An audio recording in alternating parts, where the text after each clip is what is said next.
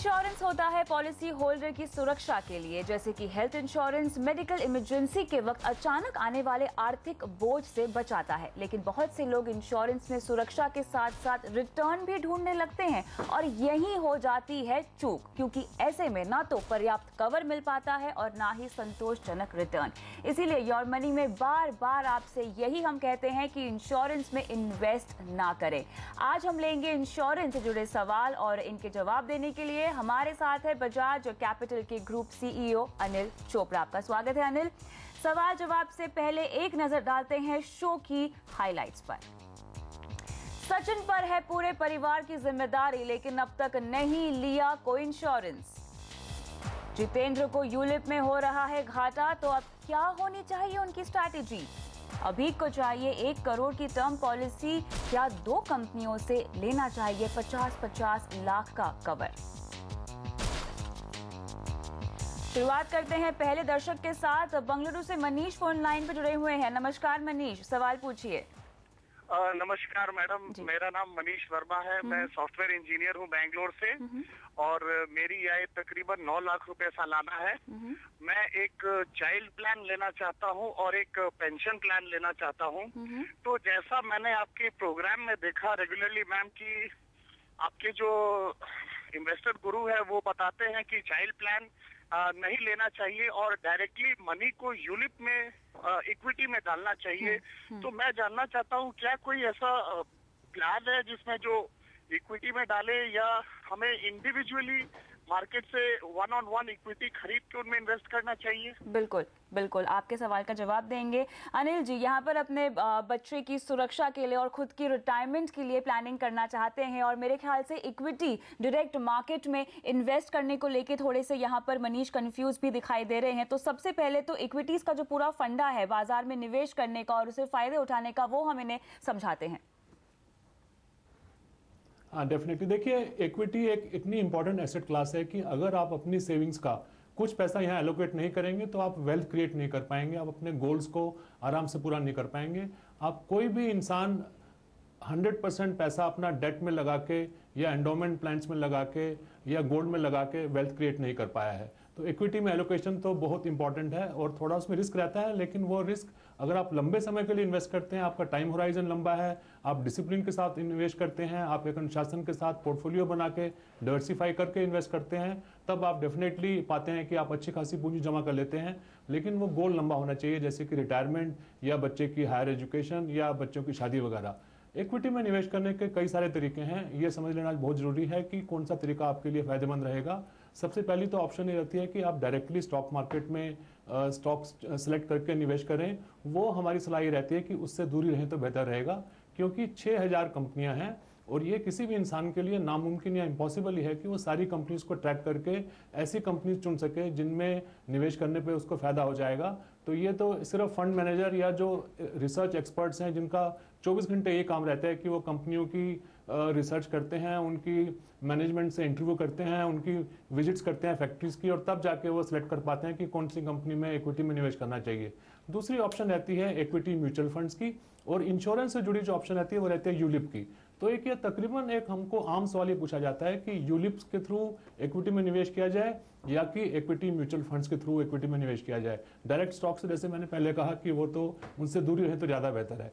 अब हम आपको बता देते हैं कि अगर आपका गोल 7 साल के बाद और 15 साल के बीच में आने वाला है, तब तो आप इक्विटी म्यूचुअल फंड्स को चुन सकते हैं।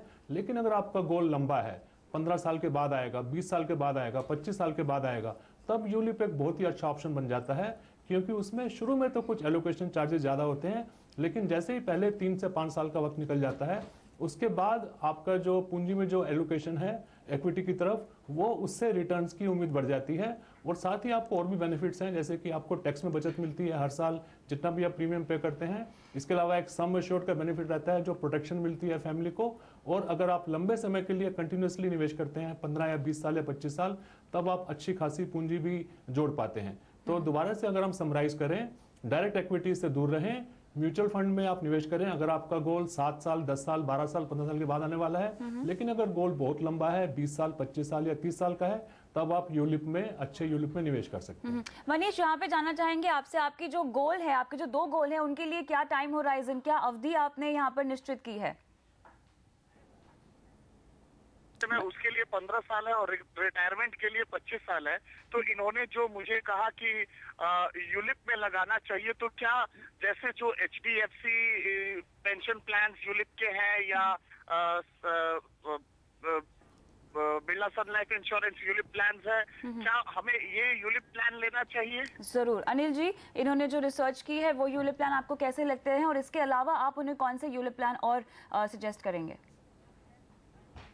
देखिए, जो हमारा फेवरेट यूलिप प्लान है हमारी रिसर्च के हिसाब से वो है ICICI प्रूडेंशियल का लाइफ स्टेज वेल्थ। जैसे कि नाम बता रहा है कि लाइफ स्टेज वेल्थ, यानी कि जैसे जैसे आपकी लाइफ स्टेज बढ़ती जाती है उसमें एलोकेशन आपका इक्विटी में शुरू में ज़्यादा रहता है और बाद में कम हो जाता है और डेट में बढ़ जाता है, ताकि अगर जो भी वॉलेटिलिटी इक्विटी मार्केट की रहती है उसके झटके आपको कम लगे तो आप ICICI प्रूडेंशियल का लाइफ स्टेज वेल्थ 2 जिसका नाम है उस प्लान में अगर आप निवेश करेंगे तो शुरू के 8-10 सालों में इक्विटी में निवेश ज़्यादा जाएगा, क्योंकि अभी आप यंग हैं और ट्रिट्स ले सकते हैं। जैसे जैसे आपका गोल नज़दीक आएगा, रिटायरमेंट के नज़दीक आएंगे आप या अपने बच्चे की शादी के नज़दीक आएंगे, तो आपका इक्विटी में थोड़ा एलोकेशन कम हो जाएगा और डेट में बढ़ जाएगा, जो कि एक अच्छी फाइनेंशियल प्लानिंग का प्रिंसिपल है।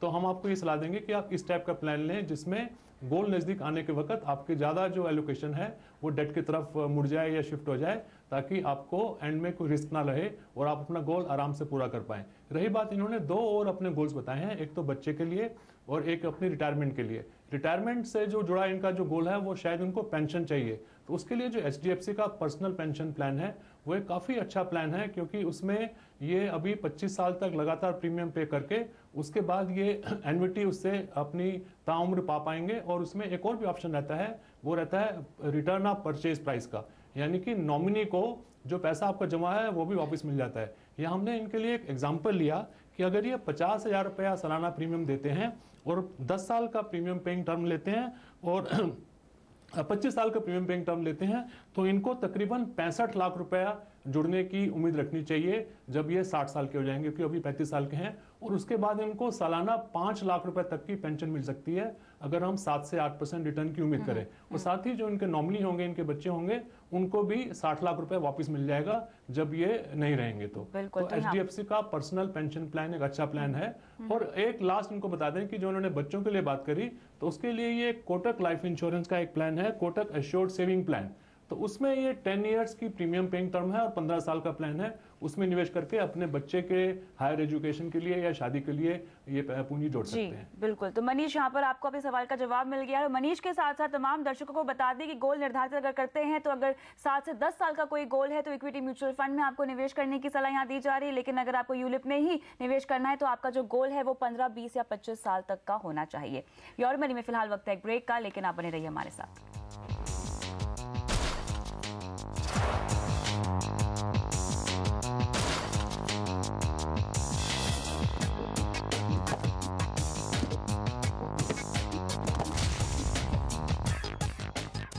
योर मनी में आज हमारा फोकस है इंश्योरेंस पर। सवालों के जवाब दे रहे हैं अनिल चोपड़ा।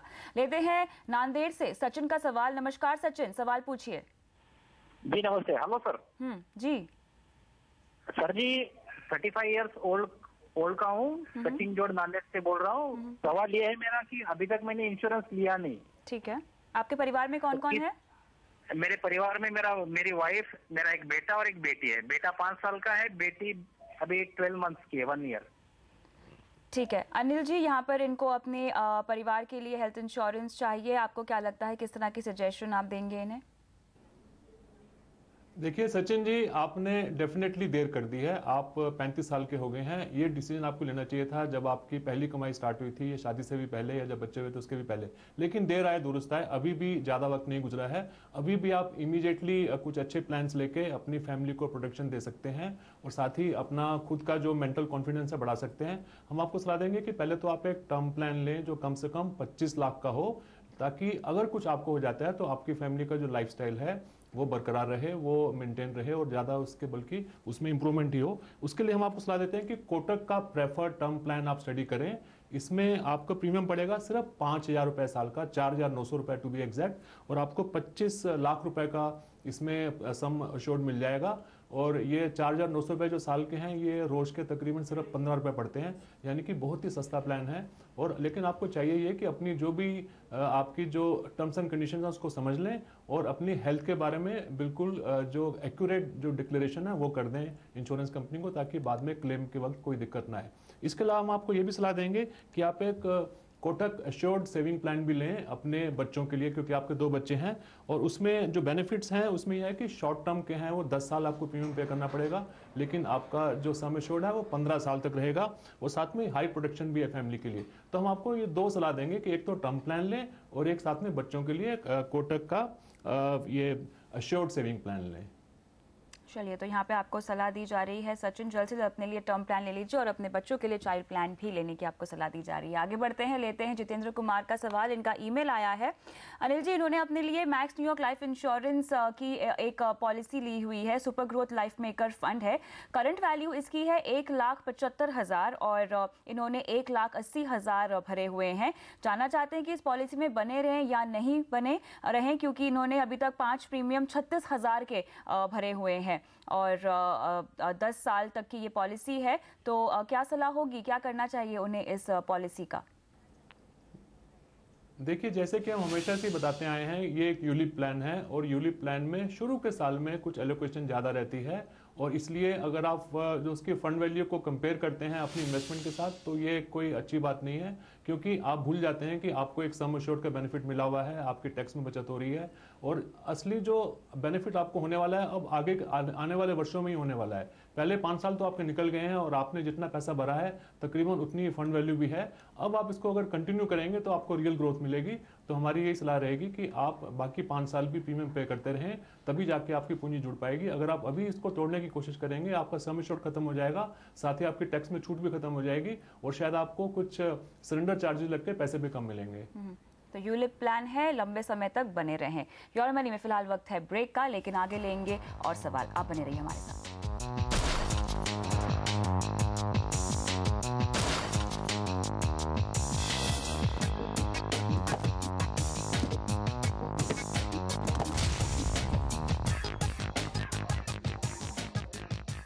योर मनी में आज हमारा फोकस है इंश्योरेंस पर। सवालों के जवाब दे रहे हैं अनिल चोपड़ा। लेते हैं हैदराबाद से अभीक का सवाल। नमस्कार अभीक, सवाल पूछें।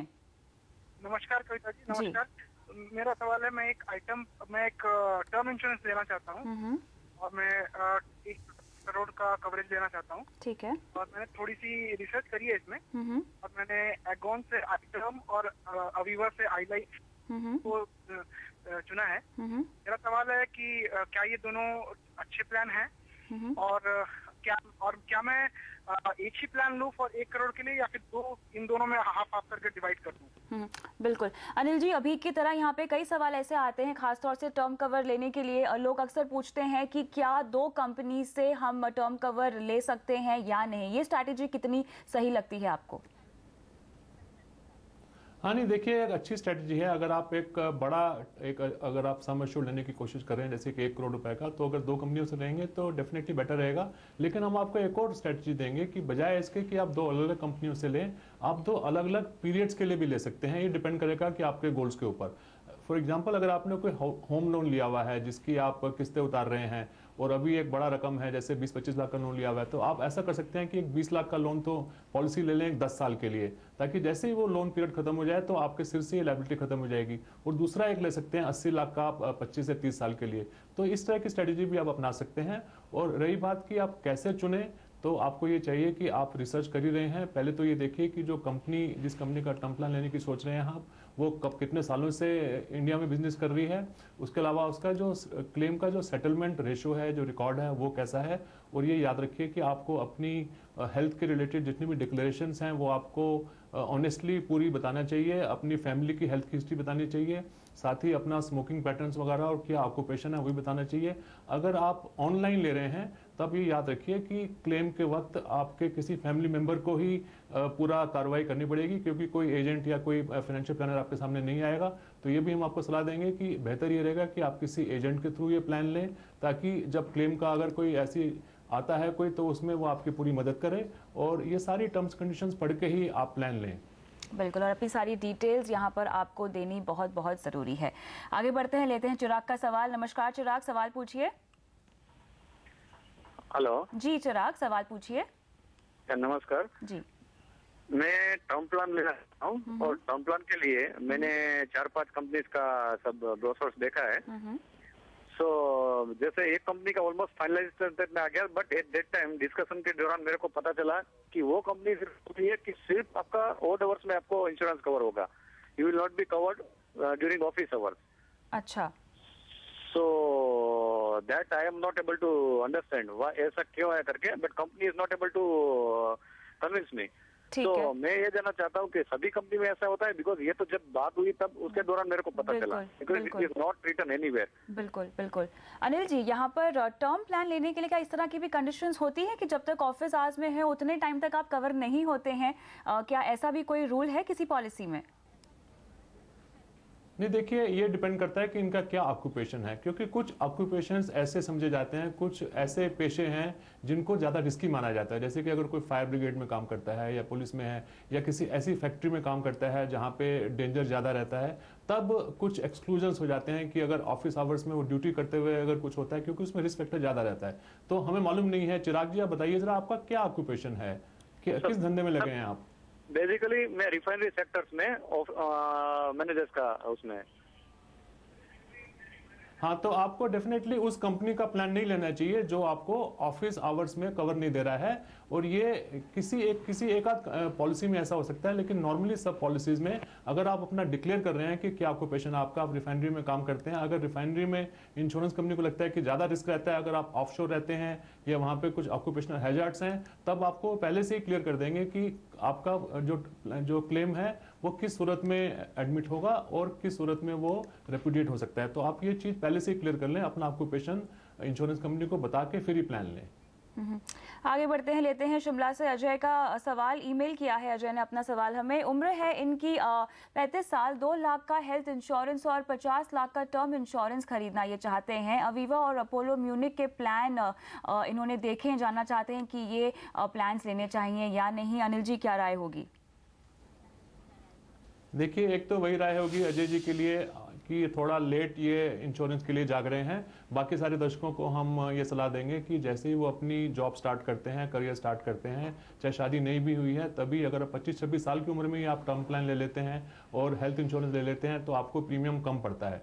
तो बट 35 साल की उम्र भी कोई बहुत ज़्यादा नहीं है। ये इमीडिएटली इनको चाहिए कि हेल्थ इंश्योरेंस भी एक कराएं अपनी, साथ ही टर्म प्लान भी कराएं। हेल्थ इंश्योरेंस में इनको ये सलाह देंगे कि ये स्टडी कर सकते हैं इजी हेल्थ जो है अपोलो म्यूनिक का जो प्लान है, और इसमें कोई रूम रेंट की कैपिंग नहीं है। तकरीबन पॉलिसीज में एक रूम रेंट की कैपिंग रहती है कि अगर 3 हज़ार से ज़्यादा हॉस्पिटल का अगर एक रात का अगर खर्चा है तो उससे ज़्यादा वो क्लेम एडमिट नहीं होगा। लेकिन अपोलो म्यूनिक के इस प्लान में कोई रूम रेंट की कैपिंग नहीं है। इसके अलावा कोई भी सब लिमिट्स भी नहीं है किसी पर्टिकुलर बीमारी को लेके या किसी पर्टिकुलर ट्रीटमेंट को लेके। तो ये एक अच्छा प्लान है, इसको ये स्टडी कर सकते हैं। इसमें 3 लाख का अगर ये सम एश्योर्ड लेते हैं तो इनको प्रीमियम पड़ेगा सिर्फ 4,955 रुपये, यानी कि रोज के सिर्फ 14-15 रुपये। और रेलीगेयर केयर का भी एक प्लान इनको हम सजेस्ट करेंगे, इसको भी स्टडी कर सकते हैं, जिसमें इनको 3 लाख के लिए सिर्फ 3,922 रुपये का इनको प्रीमियम पड़ेगा। लेकिन वहाँ पे जो रूम की लिमिट्स हैं, लेकिन दूसरे बेनिफिट्स हैं जैसे कि ऑटो रिचार्ज है, यानी कि अगर आपका जो 2 लाख का सम एश्योर्ड है किसी बीमारी की वजह से वो कवर हो गया, यूज हो गया, तो उसके कुछ महीनों के बाद अगर कोई और बीमारी आ घेरती है तो दोबारा से पॉलिसी में रिचार्ज हो जाता है और दोबारा से आप क्लेम कर सकते हैं। तो ये काफ़ी अच्छा फीचर है जो लोगों को काफ़ी पसंद आ रहा है, आप इसको भी स्टडी कर सकते हैं। और रही बात जो आपने जो प्लान लेने से पहले, जैसे मैंने पहले बताया कि क्लेम सेटलमेंट रेशो कंपनी की आप जरूर चेक कर लें और अपनी डिक्लेरेशन जो है वो पूरी दे दें। और सम एश्योर्ड अगर आपने 50 लाख का लेना है टर्म प्लान के लिए और आपकी 35 साल की उम्र आपने बताई, अगले 30 साल अगर आप प्रीमियम देने को तैयार हैं तो कोटक का प्रेफर्ड टर्म प्लान हम आपको सलाह देंगे, जिसमें प्रीमियम पड़ेगा आपको साल का 10,564 रुपए। और इसमें कई सारे राइडर्स भी इंक्लूडेड हैं, जैसे कि क्रिटिकल इलनेस बेनिफिट राइडर है या एक्सीडेंटल बेनिफिट राइडर है, कोटक का परमानेंट डिसेबिलिटी राइडर है। तो ये सारे एक्स्ट्रा बेनिफिट्स हैं और इनको लेके आप अपने लाइफ के प्रति निश्चिंत हो सकते हैं। बिल्कुल। तो यहाँ पे अजय को अपने सवाल का जवाब मिल चुका है। बहुत बहुत शुक्रिया अनिल जी समय निकालकर तमाम सवालों का जवाब आज देने के लिए। और योर मनी में आज के लिए इतना ही, लेकिन आप बने रहिए CNBC आवाज के साथ। नमस्कार।